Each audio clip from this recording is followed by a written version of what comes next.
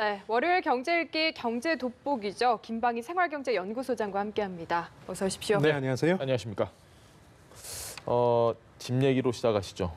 저희가 부동산 대책 이야기 정말 많이 했는데 네. 지금 요즘은 확실히 좀 떨어지고 있는 게 눈에 보이는 것 같습니다. 떨어진다고까지 표현해야 될지는 모르겠습니다만 예. 분명한 건 상승률이 급격하게 둔화되고 있다. 예. 10월까지 서울 집값을 보면 그렇습니다. 그 10월 집값 상승률이 서울 지역의 경우 0.51%고 예. 이러다 보니까 9월에 1.25%의 반토막 이하로 상승률이 꺾인 거죠. 예.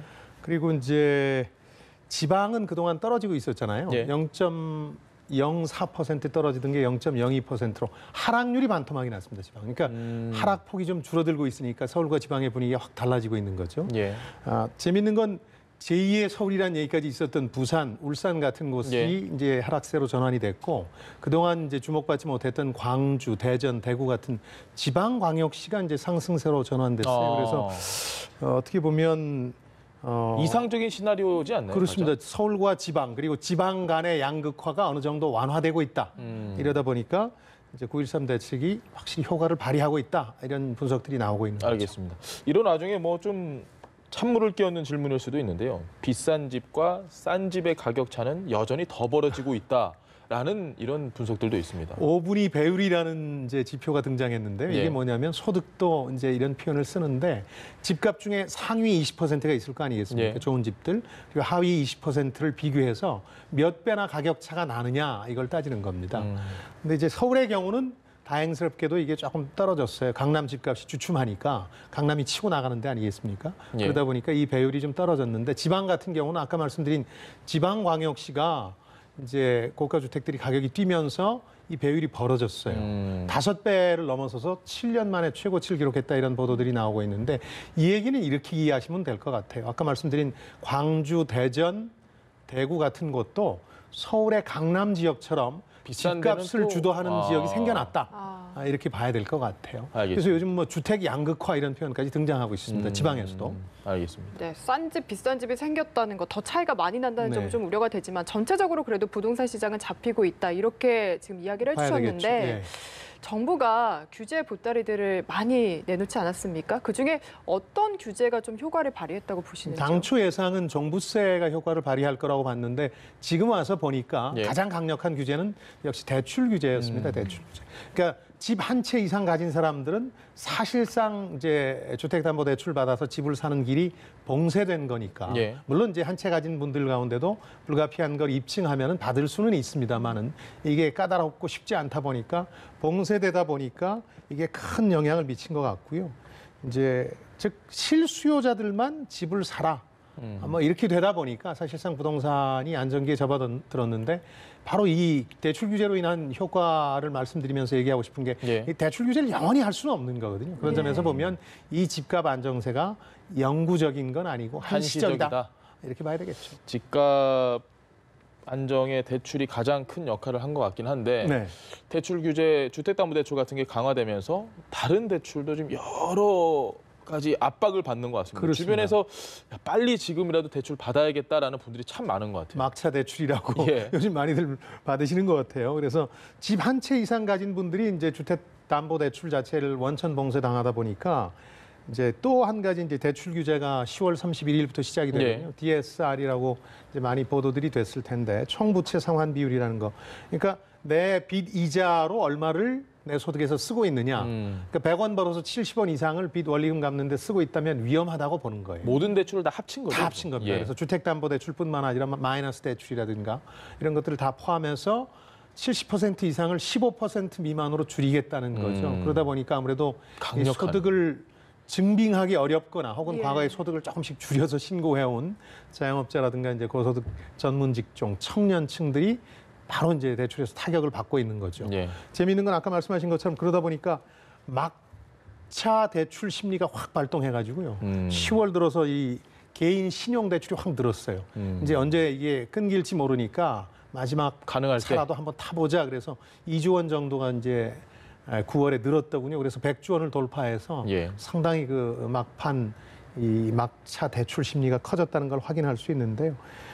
어쨌든 이런 대출 규제를 계속해서 하는 건 부동산을 잡는 것도 있지만 한편으로 걱정되는 게 가계부채 문제잖아요. 증가율이 너무 가팔랐어요. 2016년에 10%, 지난해 8%였거든요. 그러니까 이제 올해 한 6.5% 정도로 좀 이걸 상승세를 꺾어 놓겠다. 예. 그래서 대출 규제까지 하고 있는데 이것도 어쨌든 우회적으로 부동산에 대한 상당한 압박이 되고 있다. 이렇게 봐야 되겠죠. 알겠습니다. 이게 DSR이 10월 31일부터 이제 본격 시행이 됐으니까 지금은 이제 막차 대출 못 받는 거예요. 지금은 그렇습니다. 라고 지금 볼 이제 수 있는 아까 거고요. 통계는 이제 9월 달 통계였거든요. 네. 그러니까 예. 9월까지는 막차 대출 심리가 있었는데 지금은 이것도 불가능해졌으니까 대출 압박이 상당히 크다고 봐야 되겠죠. 네. 알겠습니다. 어쨌든 대출 규제를 해서 집값이 일단은 잡혔는데 언제까지고 계속 대출 규제를 할 수 없다고 하셨잖아요. 예. 그렇다면 앞으로는 좀 어떻게 될까요? 당분간은 안정될 게 분명한데 어느 수준까지 나아갈 거냐 그러면 아까 제가 본격적으로 떨어진다고까지 할 수는 없고 상승세가 크게 꺾였다 이런 표현을 썼는데 떨어지는 정도까지도 조금 갈 수 있을 것 같아요. 그러니까 지금 지수 가운데 이 국민은행이 발표하는 KB 서울 매매 가격 전망 지수라는 게 있습니다. 예. 100을 기준으로 사람들한테 물어보는 거예요. 부동산 업자들한테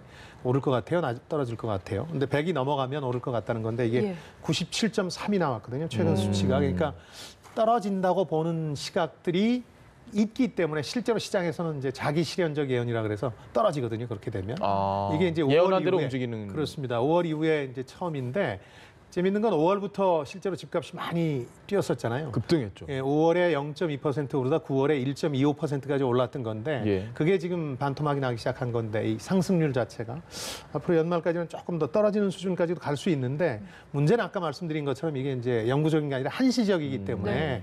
그리고 이제 주식 시장이 저렇게 어려워지다 보니까 돈이 갈 데가 없어요. 그렇죠. 전에도 말씀드렸지만 이제 폭염 속에 이 건초더미처럼 화기만 근처에 오면 확 타오를 수 있어서 연말 연초가 고비가 될 텐데 이 정부라든가 지자체에서 개발 계획이나 공약 발표할 때 상당히 신중하고 조심스럽게 하지 않으면 다시 불이 붙을 가능성도 있다고 봐야 되겠죠. 알겠습니다. 네, 현재 가장 뜨거운 경제 이슈 대담 시간에 부동산 문제 짚어봤고요. 이번에는 한 주 빠른 경제 뉴스 이번 주 미리 읽기에서 한 주간의 경제 관전 포인트를 짚어보겠습니다. 교체설 몇 번 나와야 정말 교체될까라고 정리를 해주셨는데 경제 투톱 말씀하시는 거죠? 그렇습니다.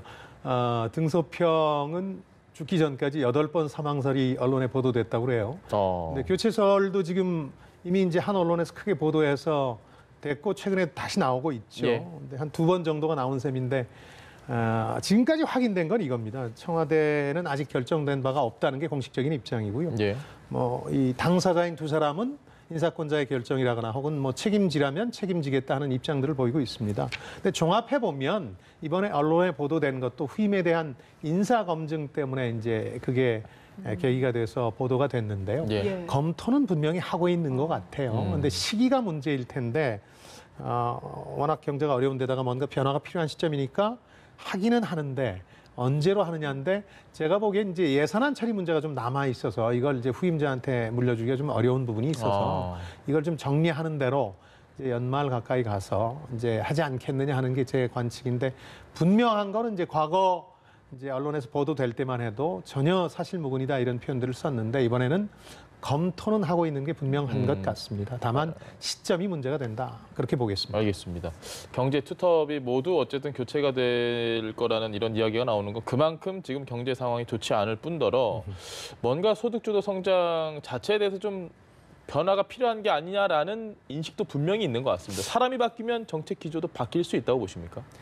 근데 이번 경우는 이제 이미 인사검증 단계에 들어갔다. 그래서 이제 언론에서 후보자로 거론하고 있는 면면들이 예를 들어서 뭐 홍남기 국무조정실장이라든가 김수현 시민사회 수석 같은 경우가 크게 이 기존에 있는 두 분하고 다른 분들은 아니에요. 그래서 분위기 쇄신용이라고 봐야지 어떤 정책의 유턴을 의미하는 것은 아니다. 예. 이 부분은 상당히 신경 쓰고 있는 것 같고요. 청와대에서도 근본적인 어떤 그 변화가 아니라는 점에서 보면 그동안 앵커께서 말씀하신 것처럼 소득주도 성장을 포함해서 정책의 변화를 촉구해온 뭐 야당이라든가 예. 혹은 과거 경제정책 옹호론자들 사이에 있는 불만이라든가 혹은 오히려 근본적인 개혁이 안 되고 있어서 더 문제라고 보는 이제 개혁적 지식인들 이 양자의 불만은 앞으로 이 경제팀이 좀 바뀌어도 계속해서 나올 수밖에 없는 그런 구조겠다. 그런 판단이 좀 듭니다. 소장님 보시기에는 좋은 경제팀, 이 좋은 투톱 어떤 조건을 좀 갖춰야 된다고 보십니까? 저는 뭐 딴 나라 얘기이긴 합니다만은 예. 미국 예를 살펴볼 필요가 있다고 생각해요. 미국이 경제가 제일 좋았던 최장의 호황기가 3번 있었습니다. 10년 단위로. 1960년대 아이젠하워 시대, 90년대 클린턴 시대, 그리고 지금 예.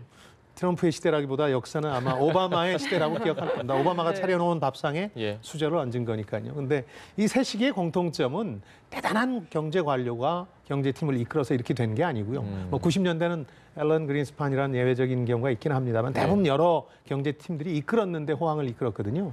가장 중요한 거는 이 새 대통령이 경제가 내 최고의 관심사이자 이해라는 걸 수시로 밝혔다는 겁니다. 근데 불행하게도 지금 이제 정부에서는 대통령이 어쨌든 경제보다는 평화라든가 안보에 평화체제 좀, 구축 예. 쪽에 더 관심을 가진 게 아니냐 이런 경제 주체들의 의구심이나 우려가 있거든요. 이 부분을 먼저 불식시키고 대신 새로 들어서는 투톱에 대해서는 철저하게 역할 분담을 해서 그런 갈등설이라든가 이런 게 없도록 하는 게 핵심적이라는 생각이 듭니다. 네, 알겠습니다. 평화도 경제도 다 너무 중요한 문제라서요. 그렇습니다. 좀 할 선후 일이 경중을 많을 것 따질 수는 같습니다. 없는데 네. 경제가 단기적으로 굉장히 중요하다는 부분에 대한 시그널이 조금 약한 게 아닌가 아. 그런 생각은 듭니다. 네, 알겠습니다. 알겠습니다. 이번에 두 번째 미래 읽기 살펴보겠습니다. 막상 싸우고 보니 정말 강하다라고 하셨는데 무슨 내용인가요? 그 미국과 중국이 무역 분쟁을 갑자기 확전했듯이 갑자기 화해 모드로 돌아서고 있잖아요. 그러니까요. 근데 그것 자체가 보여주는 게 중국이 막상 싸워 보니까 미국이 이제 이리저리를 놓치지 않을까 하는 조바심 때문에 싸운다고 생각했는데 실제로 미국의 힘이 크다는 게 확인이 되고 있어요. 시장도 크지만 미국의 영향력이 크다는 게 확인되고 있고 오후 2시를 기해서 이란 제재도 지금 2단계로 접어들지 않습니까? 네. 이 경우도 보면 상당히 그 미국의 위력이 강하다는 걸 새삼 이제 세계가 느끼고 있는 게 아닌가 그런 생각은 좀 들어요.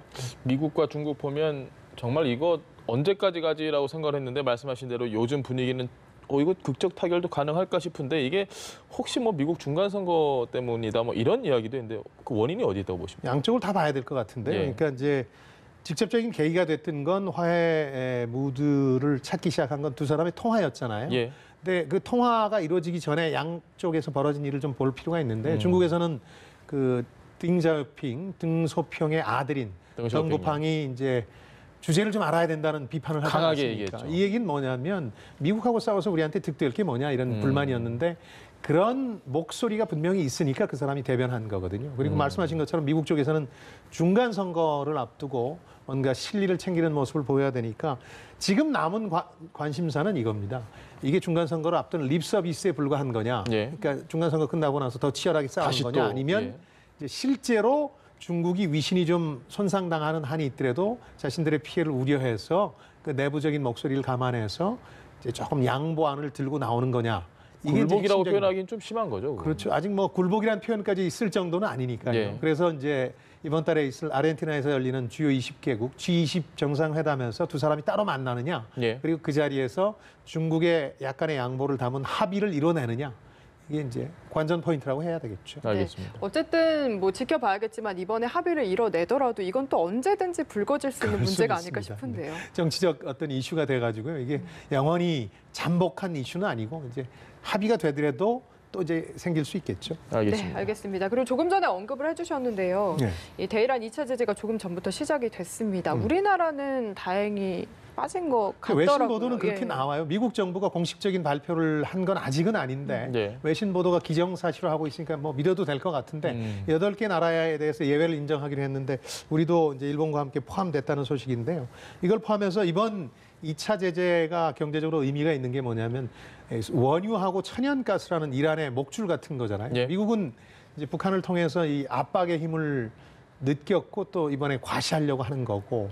근데 이제 세계가 걱정하는 건 이란이 한 하루에 250만 배럴 정도를 팔아왔는데 네. 이게 절반 이하로 줄어들게 될 테니까 그러면 원유가가 뛰는 거 아니냐 이런 거에 대한 부담이 있었는데 흥미로운 건 최근 4주간은 국제유가가 떨어졌어요. 예. 그러니까 미국이 중간 선거를 앞두고 부담스러우니까 트럼프가 계속해서 이제 유가 오른 부분에 대해서 압박을 가했는데 사우디 같은 데서는 지은 죄가 좀 있으니까 이제 증산을 확 해서 사실 가격을 떨어뜨린 거죠. 그런 점에서 보면 이 경우도 중간 선거가 끝나고 나야 예. 이제 오를 요인과 이란 때문에 혹은 증산으로 인한 인하 요인이 있는데 그 중에 어떤 게 더 큰 요소로 작용할지 이게 분명해지겠죠. 일단 이번 주에 중간 선거가 지나고 나면 좀 많은 것들이 정리가 되겠습니다. 그렇습니다. 요즘은 그래서 모든 세상사가 트럼프에서 시작해서 트럼프로 끝난다. 세모트. 세상 모든 일이 트럼프에서 시작해서 트럼프에서 귀결된다. 세모트네요. 그런 얘기를 하더라고요. 세모트에 많은 분들이 공감 갈 것 같습니다. 지금까지 김방희 생활경제연구소장과 함께했습니다. 말씀 감사합니다. 네, 안녕히 계십시오. 고맙습니다.